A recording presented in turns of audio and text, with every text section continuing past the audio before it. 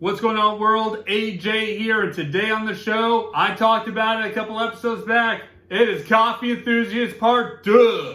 All right, and we're getting ready to talk about some coffee. So if you're a coffee lover, you drink coffee, this one's for you. So sit back, relax, grab yourself a cup of coffee, and let's dive right into the Coffee Enthusiast Part 2.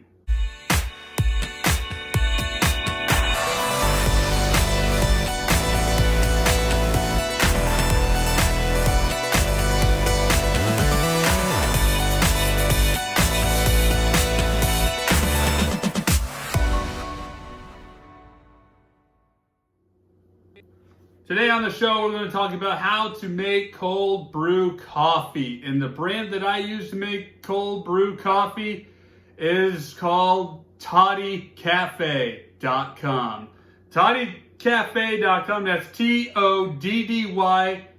Cafe, CAFE.com. All right, you can figure that out. I'll put it below on the screen here on the website. But this is it. This is the cold brew system I use. The brand name right there, Toddy. All right, don't put hot stuff in there. It says that right there. For cold liquids only. Do not use metal stirrers. Not for freezer or range top use. There you go. So basically, this is what we put the coffee in. All right. So joining me today, of course, I got a mug right here. This is pretty much what they use in coffee shops, like good coffee shops, you know, a glass mug. If they ever give you one of these, man, that's awesome. Dunn Brothers has done that to me a few times. I appreciate them. But the coffee brand that we use at the house, or actually, let me just rephrase that. The coffee brand I use at the house, because I'm the only coffee drinker in this house, is Dunkin' Original Blend. I do like the turbo blend though, but I pull back on it because sometimes it gets a little pretty strong. So whatever coffee brand you like to use, I mean, you can use whatever brand. You can even use Folgers. I've used Folgers in this thing before, but man, I want that flavor. I want this brand in my cup, all right? It's not bad at all. It does the job. There's some brewing instructions on the back of it, so however you want to make it, there you go. All right, so pretty much what we got in here, how I measure it out, I use this. 1 tablespoon, 1 scoop, 1 cup. Boom. All right, that's how we operate. So if you're making it in the coffee maker, if you don't have anything like this, you have a coffee maker at home, you can use it in any ordinary coffee maker. What you're going to need to do is double up the grinds. So say, for example, if you are making 6 cups, you'll want to do 12 scoops of coffee. All right, so just kind of a tidbit right there for you. You want to double it up. Why? Because the ice that you put in the cup and you pour the coffee over, it's going to help dilute that strongness a little bit, and then there you go. So that's a little tip for those of you who have just regular coffee makers at home. If you want to make iced coffee, that's the way to do it. You double up on your servings of this and your coffee maker. You can pull back as much as you need to pull back. Experiment with it, all right? There's really no wrong way to do it. I mean, you could probably do too much and it'll be bad. But hey, just figure it out, play around with it, figure out what works, all right? That's just how I do it. That's the instructions I do. I just double up the coffee whenever I do the coffee maker. But let's get to the cold brew system, shall we, all right? So again, I use Dunkin' Donuts coffee, and this is the thing that I make it in, all right? So the instructions for the toddy right here is simple. You use 1 cup of water, all right? You pour it in there. It has a filter in the bottom, which you have to order new filters after so many uses. I recommend that. And it is also held by a plunger on the bottom, so which we'll demonstrate that here in just a moment. So again, you want to pour 1 cup of water, and then you'll do 6 scoops of coffee, all right? Then you do 3 more cups of water, and what you want to do, go in a circular motion, pour it slowly in there, let the grind just seep in there and soak in there, all right? After that, you let it set for 5 minutes. Why? That's what the instructions tell me. But pretty much what it is you give it time to just settle in the water before you do the next run. All right, so after that, you do 6 more scoops, all right? Making 12 scoops total of your coffee. Then you do 3 more runs of this right here of 3 cups of water, all right? So, I mean, if you want to use a bigger thing that measures to 3 cups, that's fine. This is just a single 1 cup, so you have to do this like 3 different times, all right, for that part.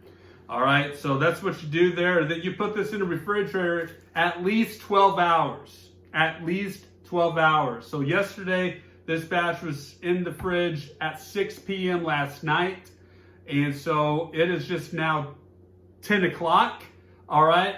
And so it's been in there for 16 hours. All right. 16 hours has been sitting in there. The one thing I did differently, though, on this batch here is because there was no lid on here. The newer models, they kind of have a lid and stuff on them that I've noticed on the website.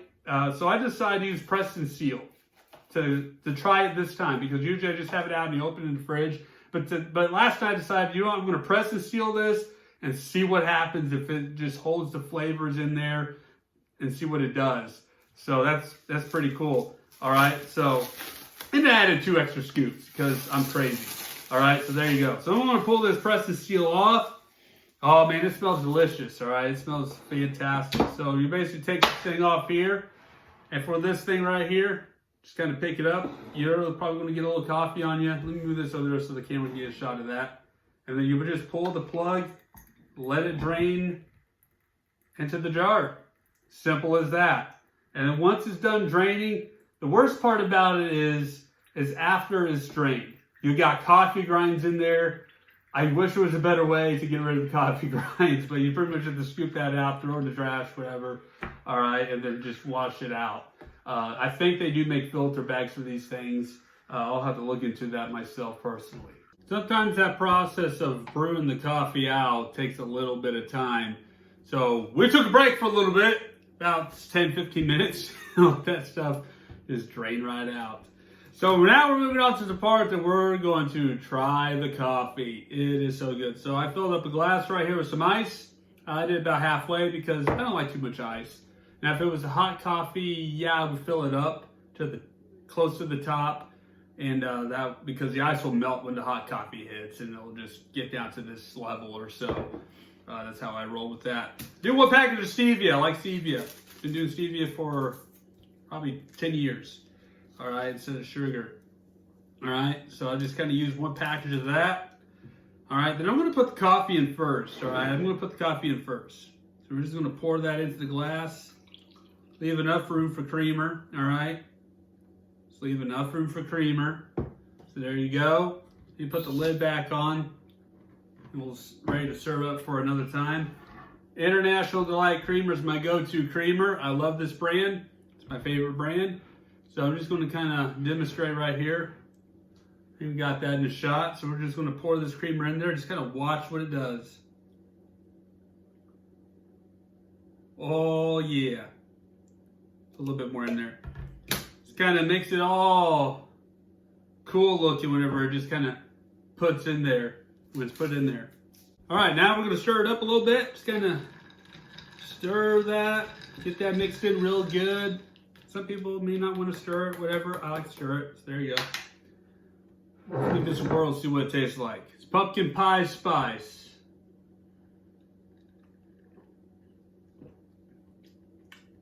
Oh yeah, that's good.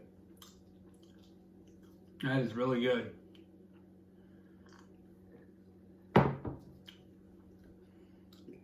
Yeah, that's definitely really good. Fabulous. It's the pumpkin pie flavor. I probably have a little too much creamer in there, but you can tell there's things happening there. All right, you got your pumpkin pie spice flavor in there. Your stevia just sweeten it up a little bit more, and of course you can taste the coffee flavor for sure. Oh, it's just right on the money. Fantastic. So there you go. That's it for this week's episode. Thank you guys so much for watching and joining us for the Coffee Enthusiast Part 2. All right, or Part 2. And checking out Cold Brew Systems. You can go to toddycafe.com and go take a look at their products there on learning how to get cold brew coffee made at your house. Or you can do the tips that I shared using a Bun coffee maker, whatever coffee maker you have at home. Just double up the scoops on there, pour it over some ice with a full cup of ice. You can cold coffee that way as well, but I like the cold brew. There's a difference between pouring hot coffee over ice and making it as a cold brew. It's smoother. There's a smoother flavor for this one, for sure. It's definitely a smoother taste. And bold. Smooth and bold. There it is. Don't forget to subscribe to the channel. Give us a like, comment. We'll see you guys next time on the AJ Show.